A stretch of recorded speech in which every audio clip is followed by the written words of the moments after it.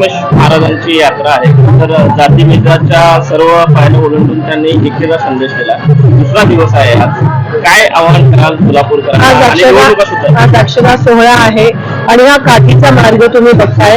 इथे वेगवेगळ्या प्रकारच्या रांगोळ्या तुम्हाला दिसून येत आहेत. या रांगोळ्या बघून तरी आम्हाला सगळ्यांना सुखबुद्धी यावी अशी मी सिद्धरामेश्वराच्या चरणी प्रार्थना करते. सकाळी 8 पासून जवळजवळ 200 पथक हे रांगोळ्या करत आहेत आणि त्या रांगोळ्याच्या माध्यमातून एक संदेश पण देण्याचा प्रयत्न करत आहे. कुठे सर्वधर्म समभावाचा, कुठे संविधानाचा, कुठे एआयचा. सिद्धरामेश्वर आपलं ग्रामदैवत, त्यांनी तुम्ही जसं म्हणालात तसं जात पात धर्म भेद न करता सगळ्यांनाच आशीर्वाद तो देतो. आणि म्हणून मी अशीच सिद्धरामेश्वराच्या चरणी प्रार्थना करते की जात पात धर्मभेद ही जी कीड लागली या देशाला ती नष्ट कर.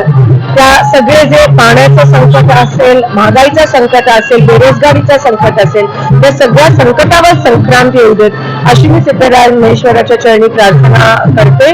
आणि ह्या जगाला, ह्या समाजाला या सगळ्या वेठ्यातून बाहेर काढून सुखाच्या आणि समृद्धीच्या मार्गावर पुन्हा एकदा या सोलापूरला आणि या महाराष्ट्राला. प्रशासनाचा मशिनरीचा एवढा गैरवापर केला जातोय. तडीपारचं नोटीस असेल, ईव्हीएम्स असतील, अधिकाऱ्यांवर प्रचंड दबाव, एवढ्या तणावात ते अधिकारी ह्या ठिकाणी हे इलेक्शन कंडक्ट करतायत. ह्या सगळ्या गोष्टी कुठे कोणाला पळवायचा प्रयत्न करतायत, कुठे कोणाला दमदाटीचा प्रयत्न करतायत, कुठेतरी कोणाचा तरी खून मारामारी करून जीव घेतायत.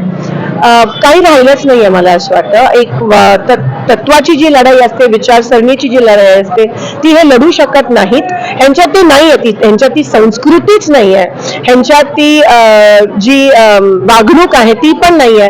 आणि म्हणून मी एवढीच प्रार्थना करते सिद्धरामेश्वराच्या चरणी की लोकांना सद्बुद्धी द्या, लोकांचे डोळे उघडणं आता गरजेचं आहे आणि लोकच ह्या गलिच्छ राजकारणाला उत्तर देऊन भाजपला त्यांची जागा दाखवू शकतात.